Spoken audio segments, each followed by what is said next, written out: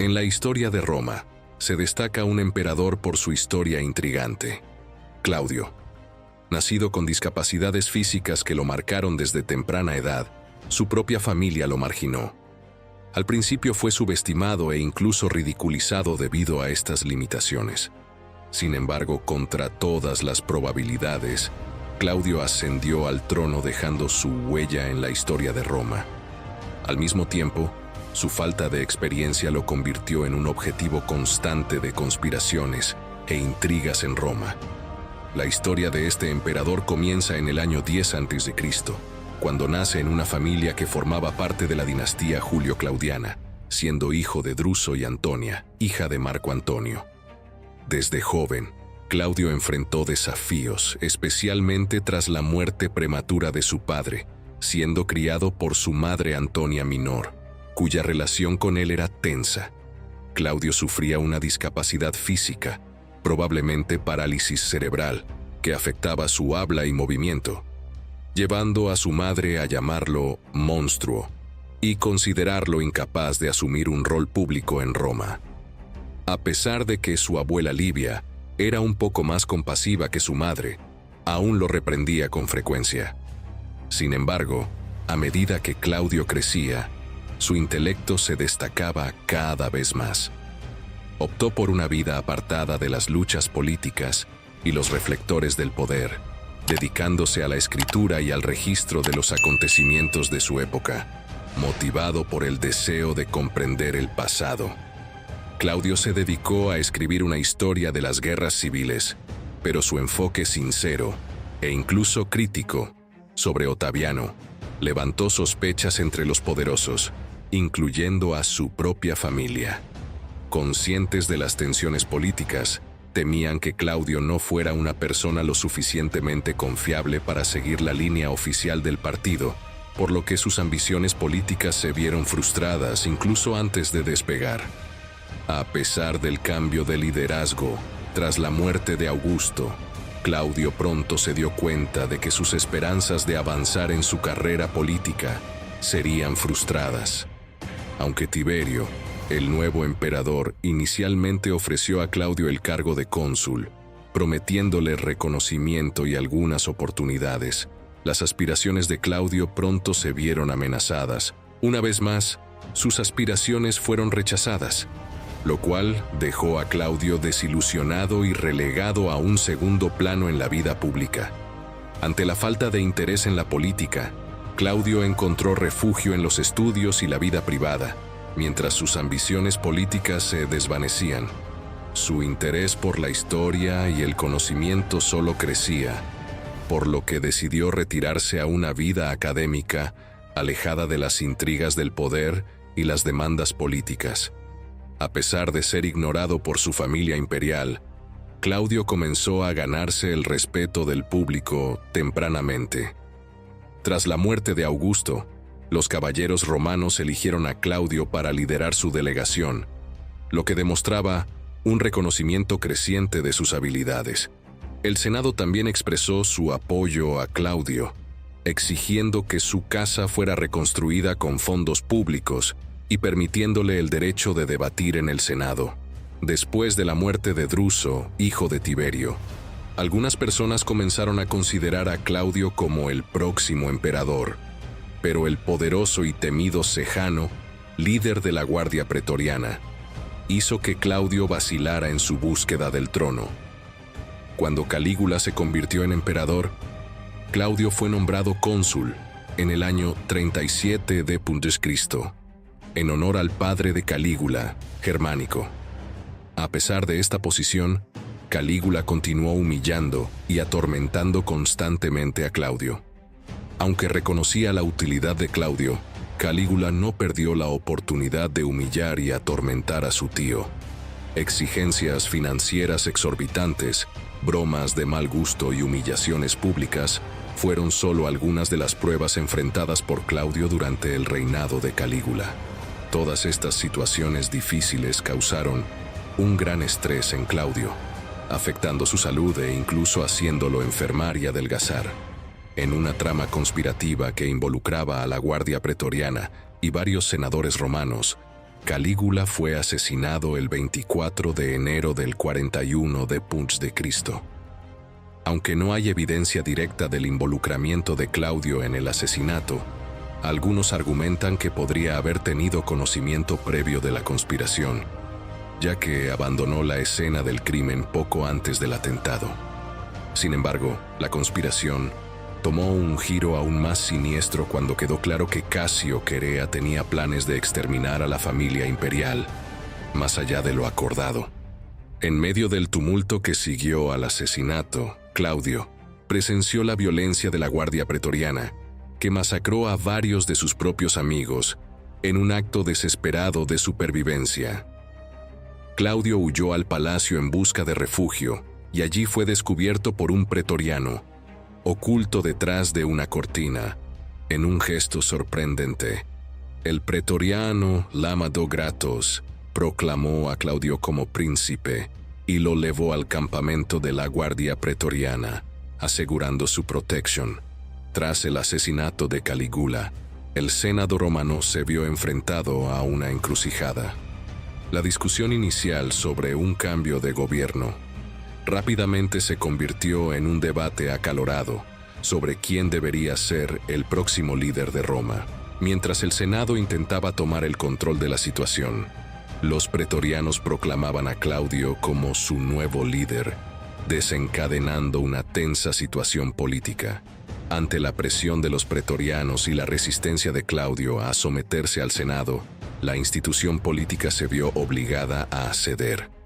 A cambio de su reconocimiento como emperador, Claudio concedió una amnistía general, buscando consolidar su autoridad y restaurar la estabilidad en el imperio.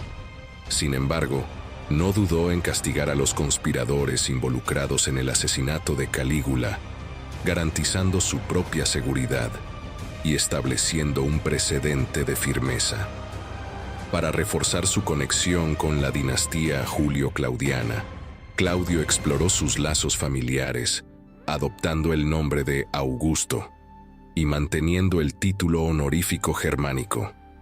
A diferencia de sus predecesores, Claudio no fue proclamado emperador por el Senado romano, sino por la Guardia Pretoriana, marcando un cambio significativo en las tradiciones políticas del imperio.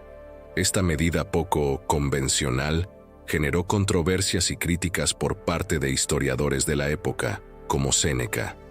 Sin embargo, Claudio supo asegurar la lealtad de la Guardia Pretoriana, recurriendo al soborno y recompensando a los soldados con varios obsequios.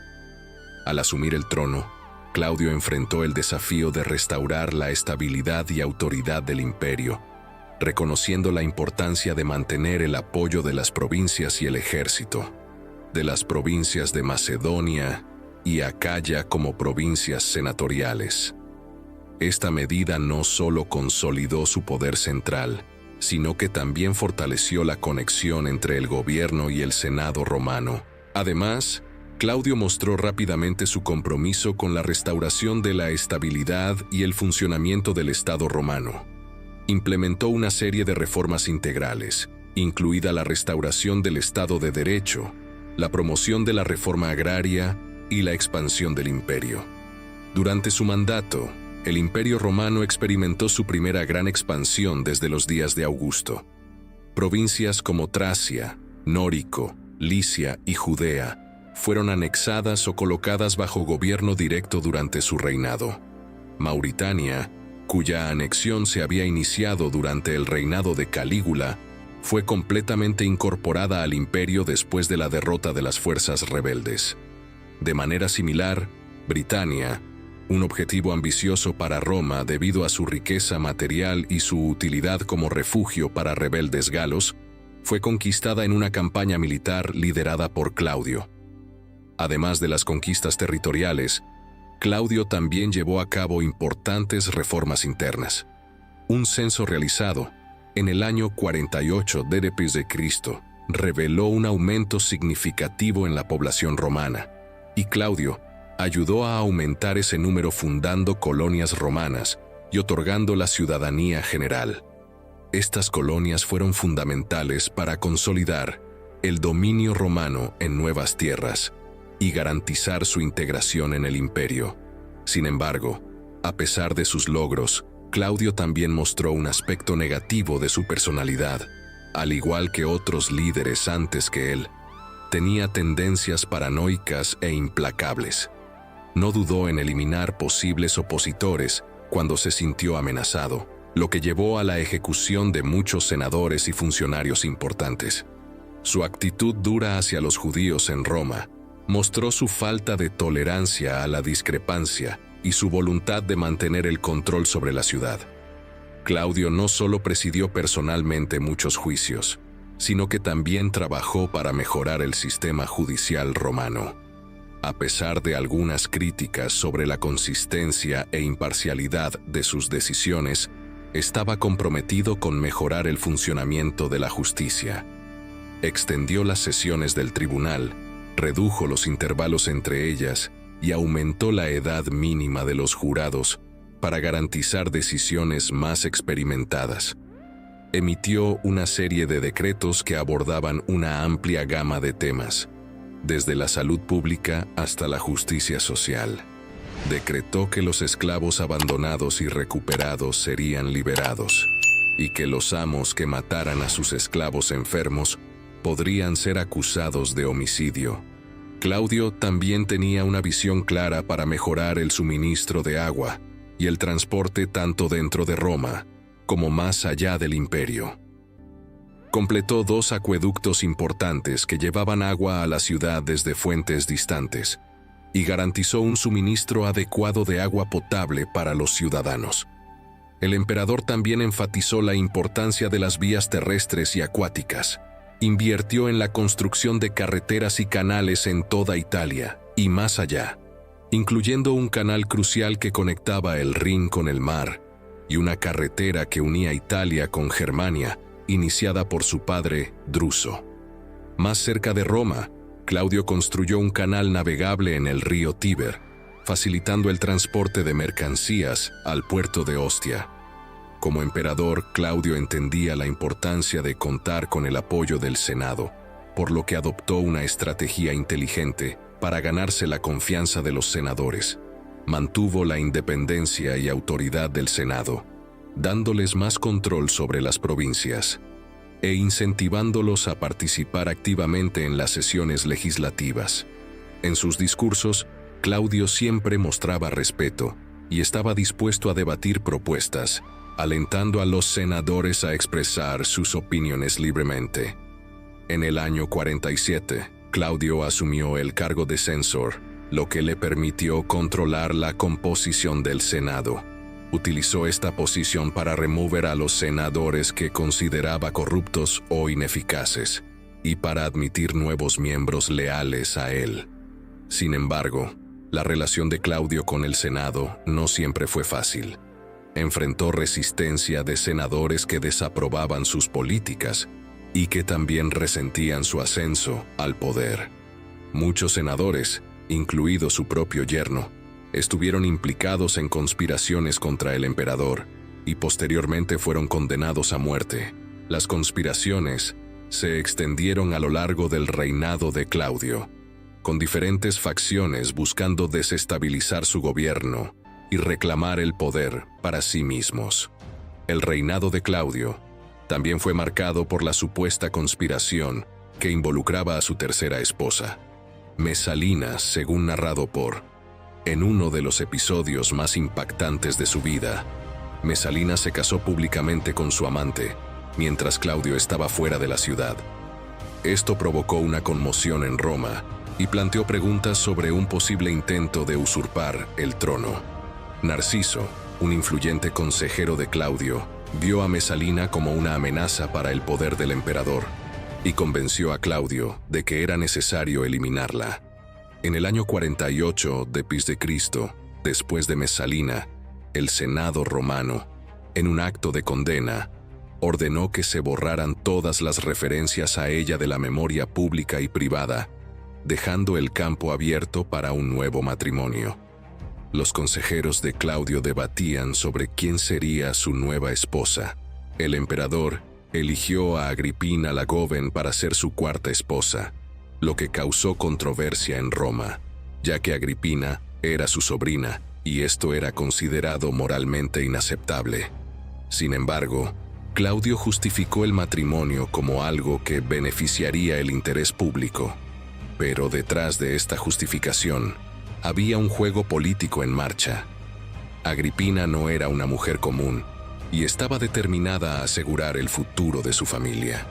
Su matrimonio con Claudio no se basaba en el amor, sino en su ambición de ver a su hijo, el futuro emperador Nerón, en el trono imperial.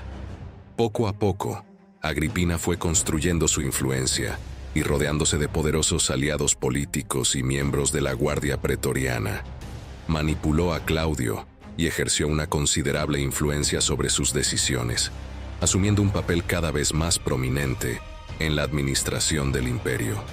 Tenía el poder de firmar documentos gubernamentales, negociar con embajadores extranjeros e incluso decidir sobre asuntos imperiales. Con el tiempo, Claudio expresó abiertamente su insatisfacción con sus esposas y comenzó a mostrar favoritismo hacia su hijo con Mesalina, británico, lo que representaba una amenaza potencial para el futuro de Nerón, hijo de Agripina. Este contexto alimentó las sospechas de que Agripina tenía motivos para eliminar a Claudio y asegurar la sucesión de Nerón, antes de que Británico pudiera ascender al trono. Fue entonces, el 13 de octubre del 54 d.C., cuando Agripina puso su plan en marcha.